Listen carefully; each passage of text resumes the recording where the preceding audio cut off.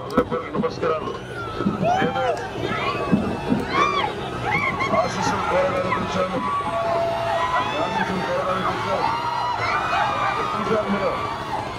ఉత్తరాలు కానీ దుర్గాల గ్రామంలో కూడా ల్యాండ్ టైటిలింగ్ చట్టానికి బాధితులు ఇలాంటి ఎన్నో సమస్యలు, సాగునీరు కానీ, తాగునీరు కానీ, మన ఉపాధి అవకాశాలు కానీ, ఇవన్నీ కూడా ఏ సమస్యలున్నా అందరూ సమిష్టిగా, కూటమి నాయకులు నాతో సహా సమిష్టిగా మీ అందరి అభివృద్ధి కోసం, సమస్యల కోసం కృషి చేస్తాం.